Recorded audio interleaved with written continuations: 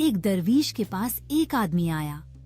दरवीश जो भी बात करता वो बात खत्म होने से पहले सवाल कर देता। दरवीश उठा, उसने चाय की कीतली उठाई, प्याली इस आदमी के सामने रखी और उसमें चाय डालनी शुरू की।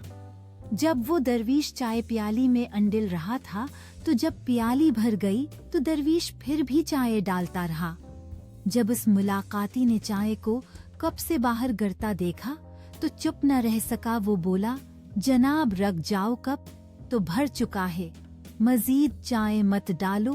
तो दरवेश ने कहा, उस कप की तरह तुम भी अपनी ही आरा और मफरूजात से भरे हुए हो, मैं तुम्हें क्यों कर किसी और बात से आगाह कर सकता हूँ।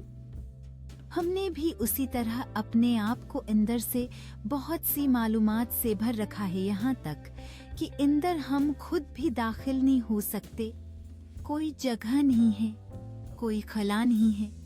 उसीलिए तो इस दरवेश ने कहा कि जिस तरह कप में मजीद चाय डाली तो नहीं समा सकेगी, तुम्हारा भी यही मामला है।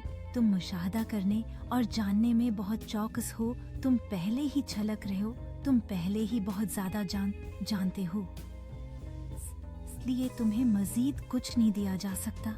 मेरे पास आने से पहले तुम अपनी प्याली खाली कर दे तो तभी मैं इसमें कुछ इंडेल सकता था।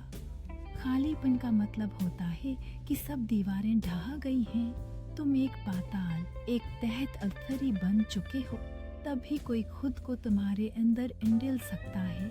बेहतर है झुक जाओ, सुकूत अख्तियार करो। तुम ये नहीं जानते का तुम हो कौन था।